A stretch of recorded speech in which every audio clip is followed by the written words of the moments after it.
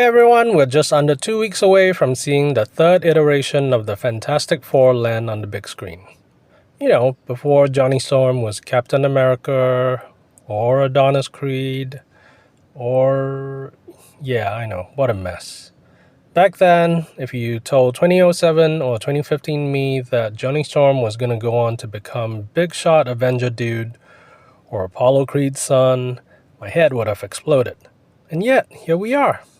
Even more amazing, we already have more Marvel action figure iterations of Galactus before he's even appeared on the big screen. But you already know we live in pretty crazy times.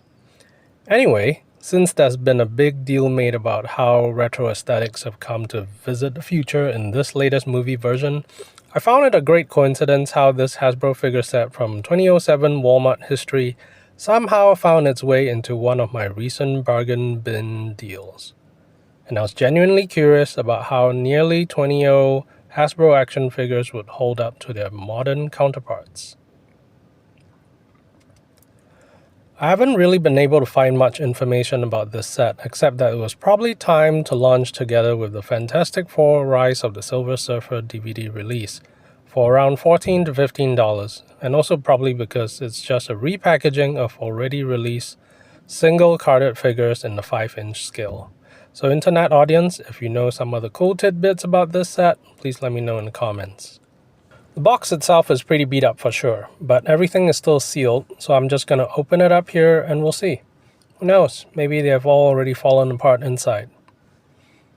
Okay, so the Silver Surfer figure doesn't seem to have any more rubber bands or twist ties holding him in place, so I'll just pull him out first and set him aside, as we still need to get to the surfer board below. I'm going to take a look straight up at Mr. Fantastic first, and yes, the bendy limbs have become a little funky to the touch with the sands of time. And it looks like some of the rubber band or cardboard residuals have stuck a little to the wrist as well, but I think it can be cleaned out pretty easily, and the bendy function still works pretty well.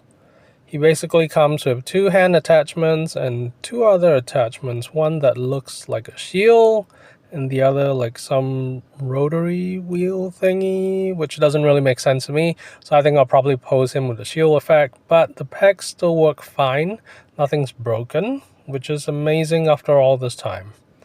As for the head sculpt, I must say that's a pretty good likeness to Ewan Griffith, and when you compare it to modern day Mr. Fantastic, who does have a really good likeness to Pedro Pascal, aka the Mandalorian, aka the Last of Us dude, aka Game of Thrones watermelon head viper dude. And this guy really won the franchise lottery. I must say the likeness is actually pretty good for 2007 technology. And the neck joint's pretty loose after all this time, but still posable. And the other thing that comes up regularly in modern discussions is double joint knees or elbows. And while this guy doesn't have regular arm attachments like Pedro, double knees with pinless in at least one joint was already a thing back then in the day. So it's not exactly cutting edge stuff either for today's context. And then with Dr. Doom, same thing, he's got double knees already, but what I find interesting is that they made him with a posable head inside of the hood, whereas a lot of the post-COVID cost-cutting measures would probably have just sculpted the head and hood together in one piece, especially if he was going to feature in this new First Steps set of action figures. Sure, the sculpt finesse isn't elaborate by today's standards, but it's still pretty good, and they even remembered to leave his neck in skin tone. He also comes with this laser electrical effect thingy and a spring mechanism in his arm, but I can't seem to figure out if it's supposed to be a launcher gimmick or just that the spring is broken. I can't seem to find a button or a switch, so once again, internet audience, if you know something about this arm function that I don't, please let me know in the comments.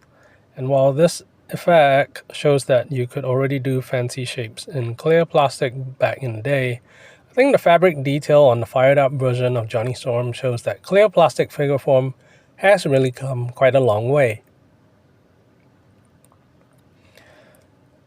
Then there's the Silver Surfer, or Shalabal in 2025.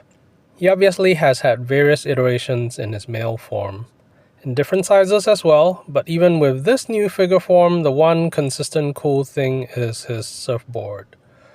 whichever version combo you pair it up with, it's always going to look cool. He stands pretty well on any version and articulates well, but I don't think I've ever found the right mix of silveriness to my liking across all the versions. Shellball's portrait likeness to Julie Garner is so-so, but the odd goldish marbling in her plastic, which I guess is meant to emulate the atmospheric burn reflections on her surface, just comes off looking like a weird rusty effect instead. So nothing much of significant difference between the different eras for the Silver Surfer. And I would say pretty much the same of Ben Grimm, so I'm not really going to look at him in this set. But although this set from 207 does not have a Sue Storm figure either, the new version is definitely underwhelming. The face portrait is pretty, but I don't really see the Vanessa Kirby likeness. If she even looked like the packaging art on the back, that would have been a win, but as it stands, an Invisible Woman figure that doesn't turn invisible in any way is just a fail. Blast Diamond Select, that even as it went down swinging, still managed to put out this figure set with these accessories to make for a really cool Invisible Woman at roughly the same price from not too long ago. So it's probably no stretch of the imagination, haha, yes, I see what I did there, to say that Hasbro's figures have probably not been able to make the same leaps and bounds in figure technology that their prices have over the past 2 decades. Largely due to post-COVID price and supply chain shocks, of course, not to mention terrific impacts. And so, as toy collectors, we definitely were very fortunate to live in a time when pretty decent figures were made for relatively reasonable prices.